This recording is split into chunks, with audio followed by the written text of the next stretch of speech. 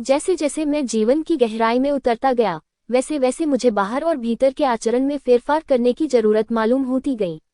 जिस गति से रहन सहन और खर्च में फेरफार हुए, उसी गति से अथवा उससे भी अधिक वेग से मैंने खुराक में फेरफार करना शुरू किया। मैंने देखा कि अन्नाहार विषयक अंग्रेजी पुस्तकों में लेखकों ने बहुत सूक्ष्मता से विचार किया था। उन्होंने धार्मिक, वैज्ञानिक, व्यवहारिक और वैद्यक दृष्टि से अनाहार की छानबीन की थी।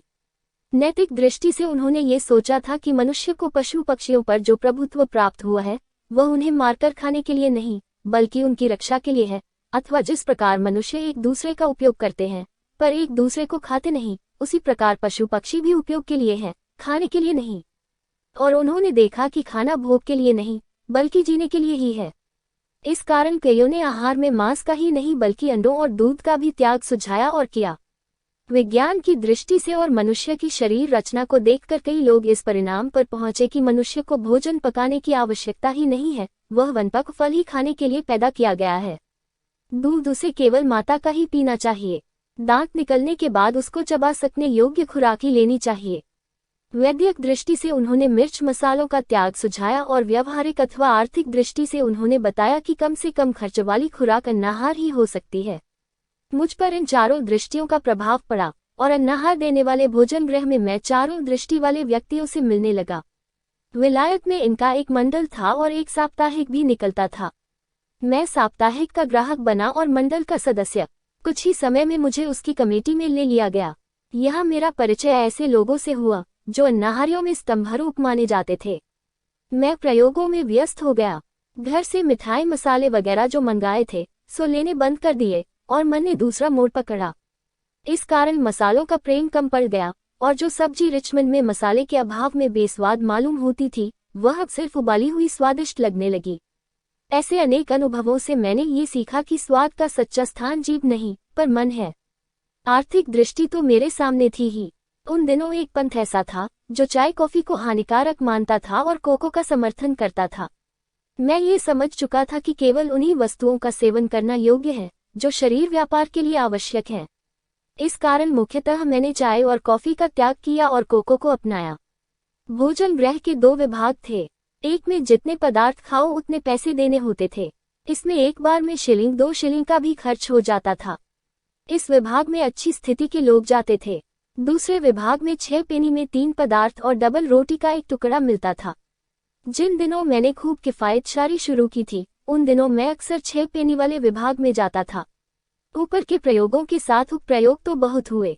कभी स्टार्च वाला आहार छोड़ा, कभी सिर्फ डबल रोटी और फल पर ही रहा और कभी पनीर, दूध और अंडों का ही सेवन किया। यह आखिरी प्रयोग उल्लेखनीय है। ये 15 दिन भी नहीं चला। स्टार्च रहित आहार का समर्थन करने वालों ने अंडों की खूब स्तुति की थी और यह सिद्ध किया था कि अंडे मांस नहीं है। ये तो स्पष्ट ही है कि अंडे खाने में किसी जीवित प्राणी को डैख नहीं पहुंचता। इस दलील के भुलावे में आकर मैंने माताजी के सम्मुख की हुई प्रतिज्ञा के रहते भी अंडे खाए, पर मेरा वह मोह क्षणिक था। प्रतिज्ञा का नया अर्थ करने का मुझे अधिकार न था। अर्थ तो प्रतिज्ञा कराने वाले का ही माना जा सकता था। मांस न खाने की प्रतिज्ञा कराने वाली माता को अंडों का तो ख्याल ही नहीं हो सकता था, इसे मैं जानता था। इस कारण प्रतिज्ञा के रहस्य का बोध होते ही मैंने अंडे छोड़े और प्रयोग भी छोड़ा।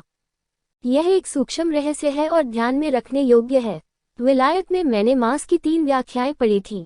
एक के अनुसार मांस का अर्थ पशु पक्षी का मांस था, अतः वे व्याख्याकार उसका त्याग करते थे, पर मछली खाते थे, अंडे तो खाते ही थे। दूसरी व्याख्या के अनुसार साधारण मनुष्य जिसे जीव के रूप में जानता है, उसका त्याग किया जाता था। इसके अनुसार मछली त्याज्य थी, पर अंडे ग्राह्य थे। तीसरी व्याख्या में साधारणतया जितने भी जीव माने जाते हैं, उनके और उनसे उत्पन्न होने वाले पदार्थों के त्याग की बात थी। इस व्याख्या के अनुसार अंडों का और दूध का भी त्याग बंधनकारक था।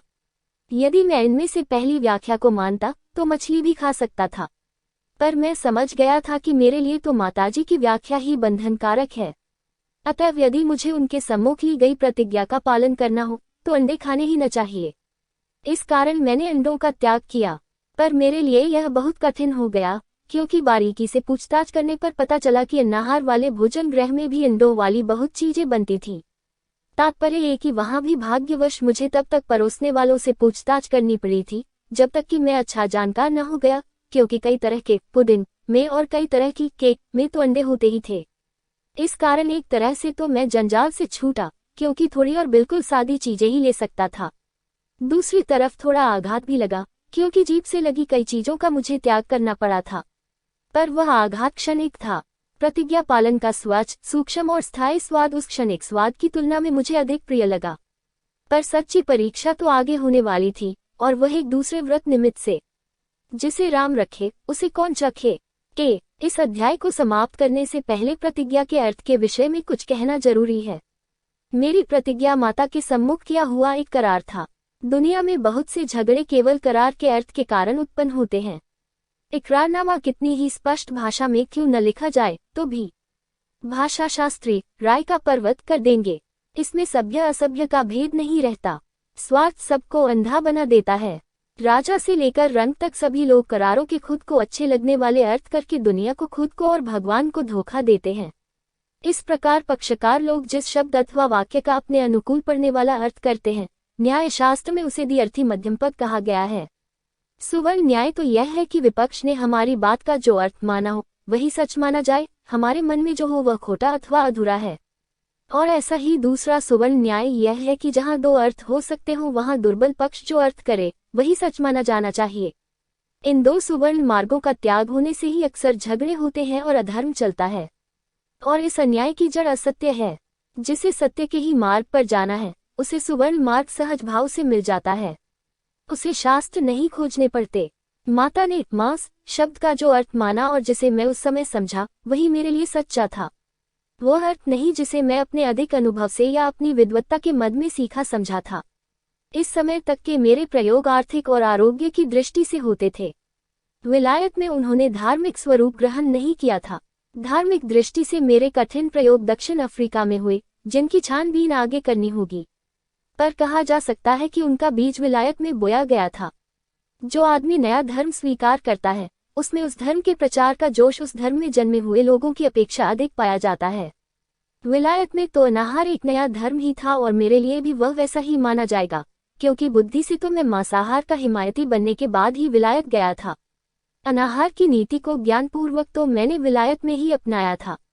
अतः मेरी स्थिति नए धर्म में प्रवेश करने जैसी बन गई थी और मुझमें नवधर्मी का जोश आ गया था।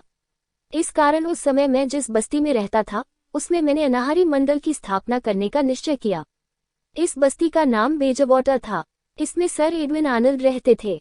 मैंने उन्हें उपसभापति बनने को निमंत्रित किया। वे बने। डॉक्टर ओल्डफील्ड सभापति बने। मैं मंत्री बना। ये संस्था कुछ समय तक तो अच्छी चली, पर कुछ महीनों के बाद इसका अंत हो गया, क्योंकि मैंने अमुक मुद्दत के बाद अपने रिवाज के अनुसार वह बस्ती छोड़ दी। पर इस छोटे और अल्प अवधि के अनुभव से मुझे संस्थाओं का निर्माण करने और उन्हें चलाने का कुछ अनुभव प्राप्त हुआ।